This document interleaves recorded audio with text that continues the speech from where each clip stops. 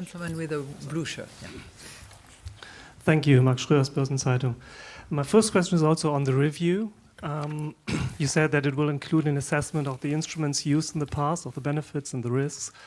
Will it also include a discussion about other instruments that could be used in the future, like buying equities, helicopter money, or something like that, only to be prepared in case it's needed in the future? And the second one is on the digital euro and the discussion about central bank digital currencies. A statement recently to ECOFIN said that the ECB in the future needs to be prepared in case it's needed. How exactly is this work proceeding within the ECB? And do you expect a digital euro in the coming years, for example, in the next 8? Thank you. For the instruments, I think it is completely legitimate to take stock and to assess the effectiveness and the efficiency of the various instruments one by one, taken together, and what leverage they have exercised and what result they have delivered. As to the future, I think it's going to be for the Governing Council to actually define how, as part of the framework, we will be considering those. I see very much the strategy as a house that we build, stone by stone, one after the other, and I think that's one element that will have to be decided by the Governing Council. On the digital currency, first of all, I would like to pay tribute to somebody who is leaving at the end of the year, who has been instrumental at the ECB and way beyond to help us understand a bit better and with more clarity the difference between the bitcoins of this world, the stable coins, and the digital currency. And by that I mean Benoît Cœuré, who has been a member of the Governing Council, member of the Executive Board of the ECB, and who is finishing at the end of this year. He committed a paper which was commissioned, if I recall, by the G7, but he also very ably participated in a paper that was prepared by the ECB, that was distributed by Vice President de Guindos at the last ECOFIN, if I recall, which has the benefit in 3 pages, and I think that's a huge challenge, to draw the line between what we are talking about, between the bitcoins, the stable coins, and the digital currency. And on the latter point, the digital currency, we have set up a task force, and we will accelerate the effort of this task force, drawing on the resources of the entire euro system, meaning the national central banks that already participate in that research, that have already committed to the project in terms of experimentation, pilots here and there. So harnessing on all those experiments that have taken place and all the research that has already put into this effort, together with the work that has been done here also, we will, I think we're trying to do that by mid-2020, we will identify, number one, the purpose that we have with that. Are we trying to reduce cost? Are we trying to cut out the middleman? Are we trying to have inclusive finance at no cost? I mean, there's a whole range of objectives that can be pursued. So I think we will start by doing that. Then we will identify the technicalities of it all, which is not a given, particularly when you talk about a euro system. And I think that there is also great interest outside our regional area. I know, for instance, that Canada, the UK, certainly other countries way beyond are also looking very deeply into that to see if it makes sense, what purpose it serves, and how we can best deliver on it. My personal conviction is that given the developments we're seeing, not so much in the Bitcoin segment, but in the stablecoins projects, and we only know of one at the moment, but there are others being explored and underway at the moment, we'd better be ahead of the curve if that happens, because there is clearly a demand out there that we have to respond to. I would like to add a footnote to that.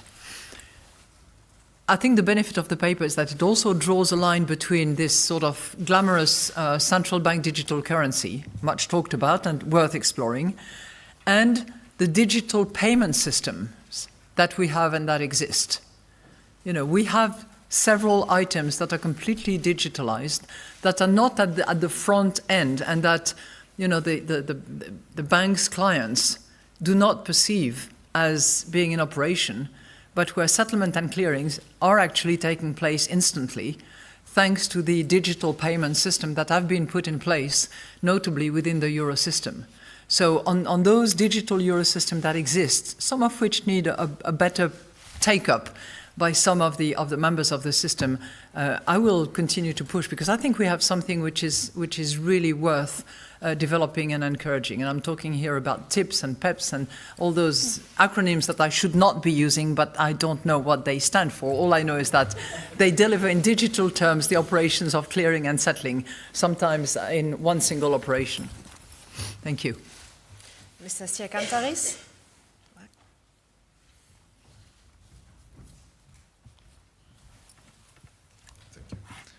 Ilias Siakantaris from Protothema New Money.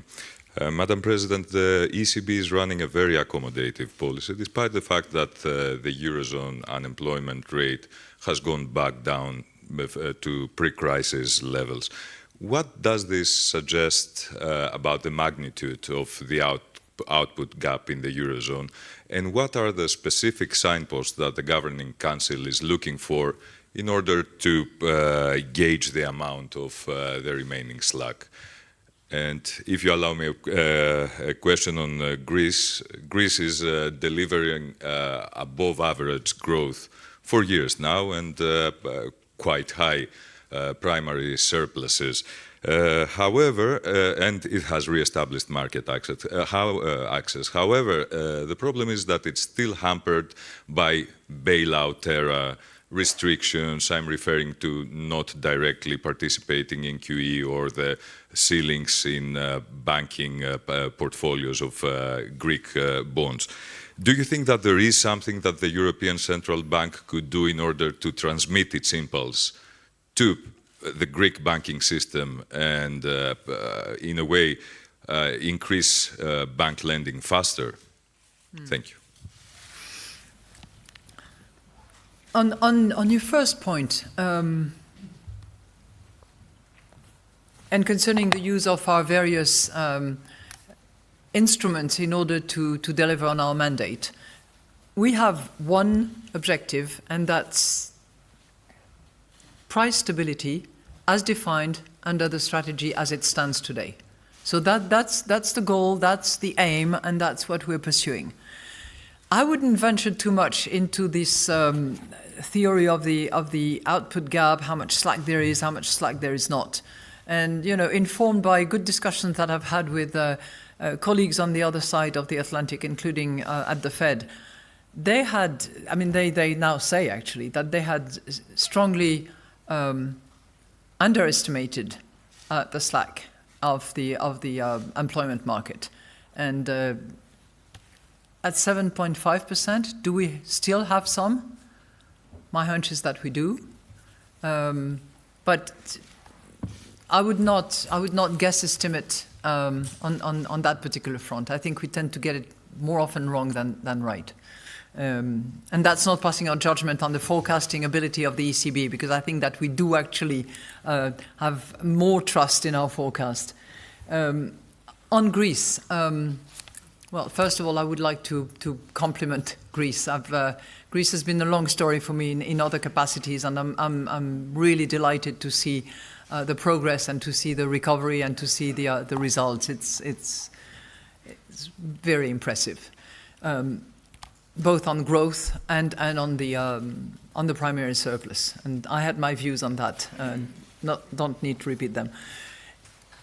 You know, the various public purchase programs of the ECB are subject to eligibility criteria.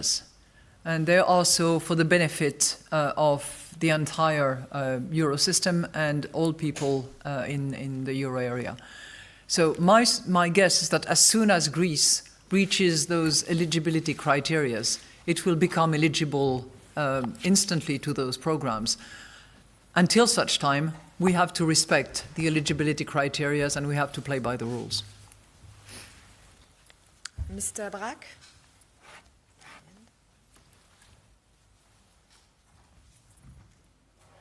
Etienne Braque from BFM Business. When you see the Green Deal package of the European Commission, and when you see the social climate in France? Thank you. Well, thank you very much for asking about the Green Deal that was presented yesterday by the President of the European Commission, my friend Ursula von der Leyen. I am very pleased to see the ambition of what she has announced, and I very much hope that this ambition can actually be endorsed by all European institutions in their respective territory, with their respective mandate, and in compliance with the treaties. Okay?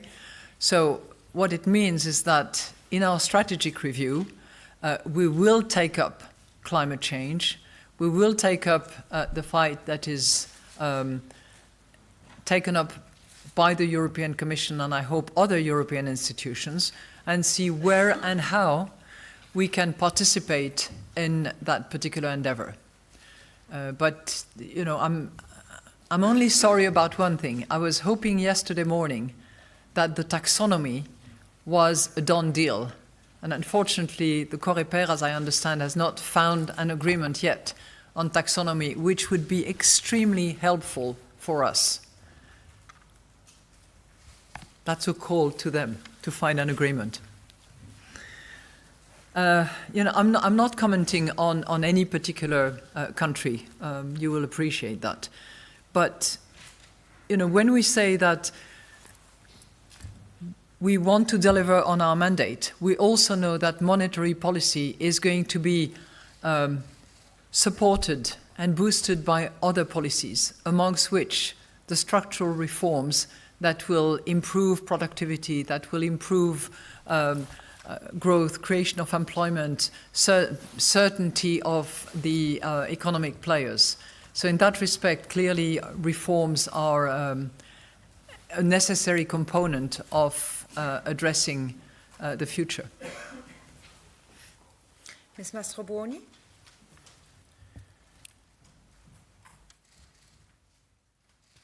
Yes, Tonia Mastrobuoni, La Repubblica. Some politicians in Italy have discovered 1 month ago something which is called the ESM. And so discussion started, and some critics, they say that it would imply some form of debt restructuring and they don't want it. So I wanted to know your opinion on this, on the ESM, which the discussion should have been closed, but it isn't.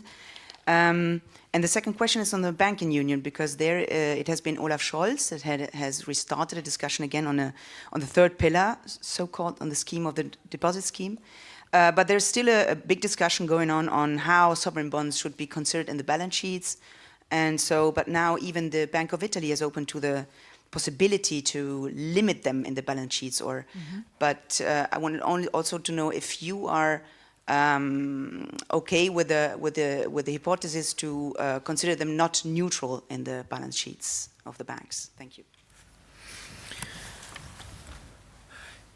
You know, on the European stability mechanism, and I'm saying it on purpose rather than ESM, because I think each and every word actually matters.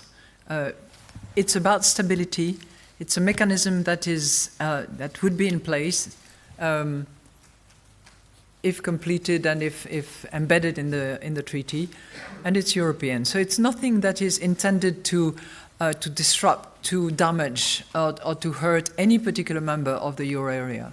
And if we had the ESM in full place, including the collective action clause and the debt restructuring mechanism, if we had that in place at the very early days in the Greek crisis, I think collectively we would have been much more capable of resolving the issue in a more expedited manner.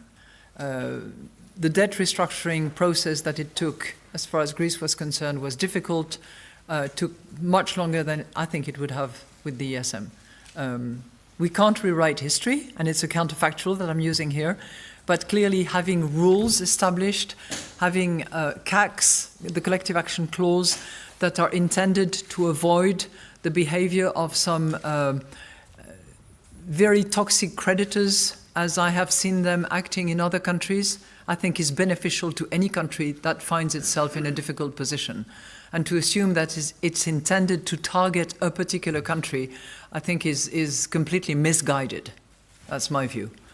On the banking union, I was really encouraged to see the paper produced by colleague Olaf Scholz, and clearly there are areas that are in debate. The weighing of sovereign bonds is clearly one. It's one where Italy is showing some openness, as I understand, and I think it's great progress. And whatever progress will happen in that area will actually be good, because banking union is one of the necessary attributes, together with capital markets union, in order to make sure that we have a monetary union that works and that, where the different elements actually support each other.